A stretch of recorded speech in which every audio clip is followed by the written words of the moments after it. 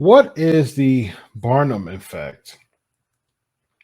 And what type of influence has it on the word of faith movement? We'll talk about that.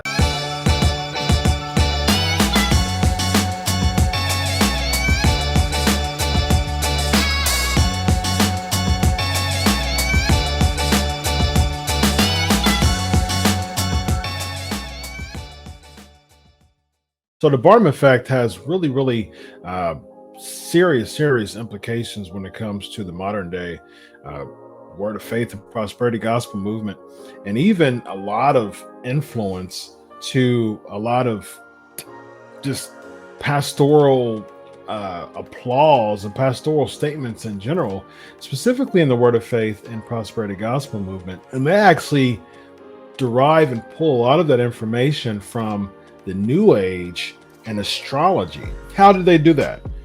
It actually starts from a phenomena called the Barnum effect. And interestingly enough, P.T. Barnum, a lot of people know Barnum from Barnum and Bailey Circus. He was actually a politician, a big influencer when it came to just entertainment.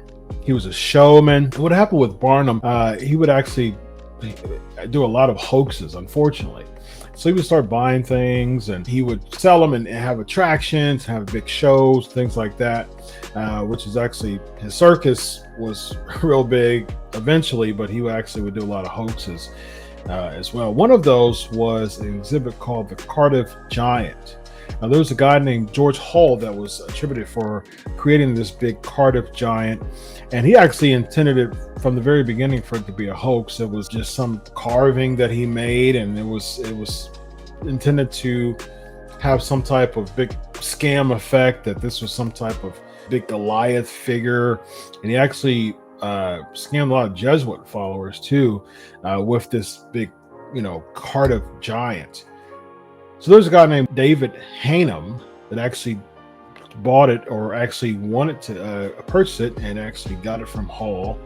And then it was a banker, and then Barnum actually wanted to grab it from Hunter. There's different stories that either Hall and Barnum had, he got it from Hall, the real one, or he got a replica. He actually made some type of replica from it after trying to get it from Hanum, and Hanum said no. And whether if it was collaborating with Hull or getting a replica after Hanum said no, point is, Barnum actually started to have this giant figure, this Cardiff Giant statue, and he would actually have higher priced displays than Hanum, and he actually drew the viewers and the attraction away into his exhibits that he would typically do. And the phrase "there's a sucker born every minute" was generally attributed to Barnum. It's actually Hanum that actually said it. A lot of research says Hanum said it in regards to the customers that were being suckered by Barnum. And then Barnum and Hanum ended up going to court about it, and there was some defamation things that was going on, a lot of legal stuff. That actually was studied by a guy named Bertram Fuller back in 1948, 1949. He actually did an experiment himself as well. He had 39 students that was talking about the fallacy of personal validation. So Barnum effect is basically having generalized or vague statements and people personalizing that. It's really big on horoscopes. Like, for instance, my birthday's in July.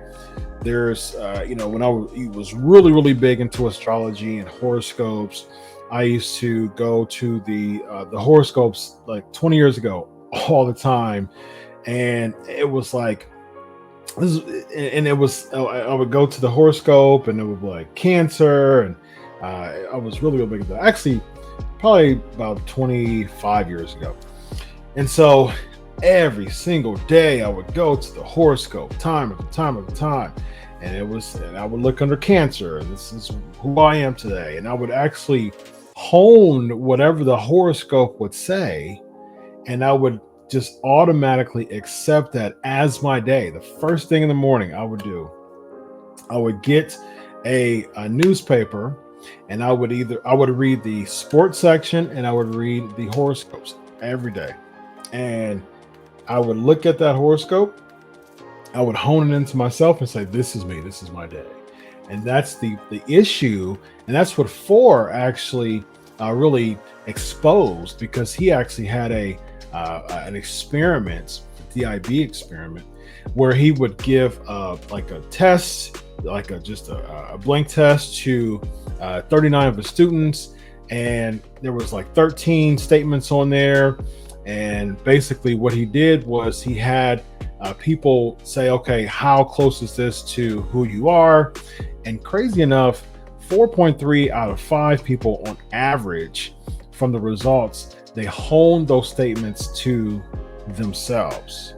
And it was what they didn't know is that, one, it was the same test, and two, Four grabbed those statements from just mixed newspapers from the astrology section. They didn't know that, but all of those people, so nearly all of those students, 39 of them, they honed those personality traits to them. And it was just a big ruse, from Four to prove that just because it's some big unanimous or generalized test, a lot of people use the fallacy of personal validation to hone it to them, to make themselves included in a sense of belonging, a sense of acceptance, a sense of identity, saying, okay, yeah, that's who I am. That's like me. And we see this all the time with astrology, with new age concepts. And unfortunately, the Word of Faith and Prosperity Gospel movement have honed into that. And a lot of statements, for instance, 3 John 2, Beloved, I wish above all things that you prosper and be in health, even as thy soul prosper. Not only is it bad context, because that was actually a salutation to Gaius, but that is the Barnum effect in a nutshell. So essentially, similar to the horoscope, you have a generalized type of set of Barnum statements, the generalized statements that actually has, even with the Barnum statements, there's not a lot of conclusiveness to the statements. That's the reason why a lot of crystal gazers and tarot card readers and astrologers, they use a lot of could be just non-conclusive statements like that.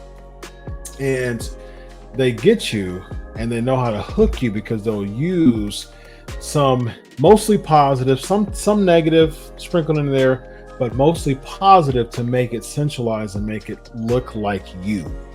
And you're really gullible and really susceptible to fall into those traps because of them using not necessarily specific statements. A lot of mediums do that. Lots of mediums do that as well within the psychic realm. They do those things because they know how to sprinkle some negative in there, but also give positives to make it seem like it's personal to you, and you're susceptible to go in and give into those things. Helena Blavatsky actually did that as well. Phineas Quimby did that with his colleague too, when it came to mesmerism, which actually trickled down to what we know as the placebo effect. A lot of that psychological type of deception comes in. Back to my 3 John 2, it was a salutation to Gaius, and that actually has been widespread in the prosperity gospel and the Word of Faith movement, meaning because of that general vague statement, which is actually perceived out of context anyways, it's you're going to do this. People personalize that because John was writing to Gaius, specifically to him. That's actually been kind of brought now into a general statement, which people has now personalized that. And so a lot of Barnum-esque type of feel to that. Lots of Word of Faith, lots of prosperity gospel pastors are really, really big on pulling in their people, pulling their flock with these type of Barnum statements, these vague, generalized statements that people say, yeah, you know what? I'm blessed. I'm blessed. I'm prosperous. I will never, be sick. I will never be in doubt and in fear and all these things. And if I'm sick, I don't have enough faith. And all these generalized statements, they personalize them and they make them a part of their identity. Very, very, very simple to the forward experiment. Again, that's why a lot of astrologers and people who do horoscopes, signs, tarot card readings, all those things, psychic mediums, really, really, really big. And unfortunately, that new age astrology type of impression is now being, unfortunately, used a lot with word of faith preachers when it gives you that type of forward or Barnum effect. So be very, very careful when you see a lot of pastors, especially in the word of faith and prosperity gospel movement, use a lot of those Barnum statements because it has that full psychological standpoint.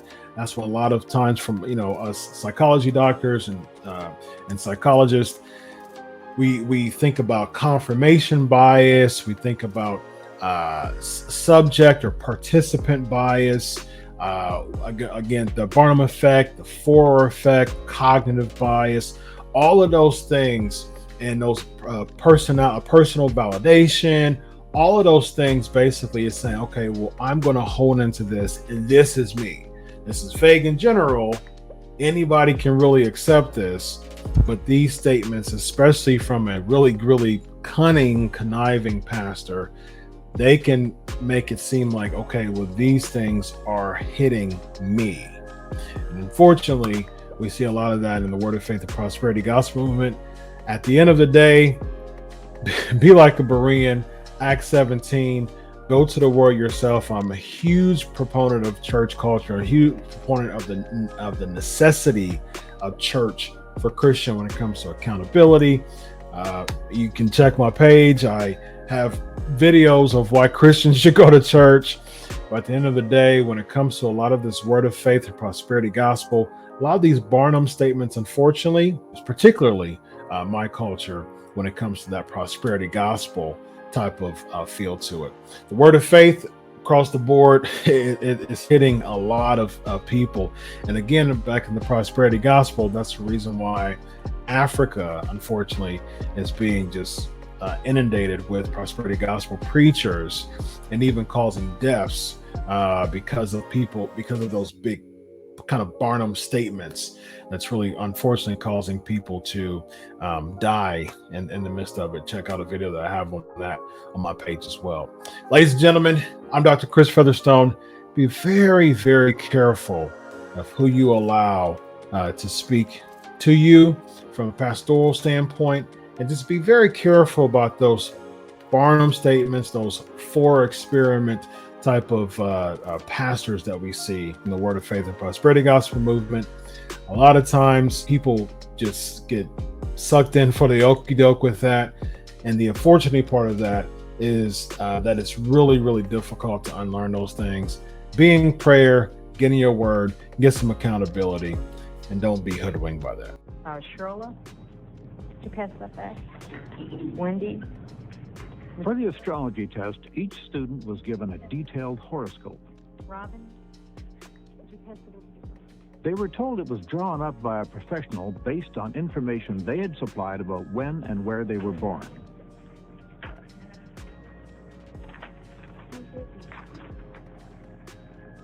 Actually, these horoscopes were not quite what they appeared to be. I'd like you to share something with me, if you'd be so kind, just with a show of... I asked the students to grade them for accuracy on a scale of 1 to 5, 5 being the most accurate. How many gave it a 1? Let's see a show of hands. 2, 3, 4, and 5. Okay, so we scored pretty highly with this then. Let's do a little experiment. You've got your horoscopes right in front of you. Take them in your hand like this and hand them over your shoulder to the person behind you. Okay, everybody, and the guy at the end down there, you'll have to come up to the front, because these people in the front don't have one now. Okay? Everybody change them around. Everybody's got a... Open up somebody else's horoscope and read it carefully, please.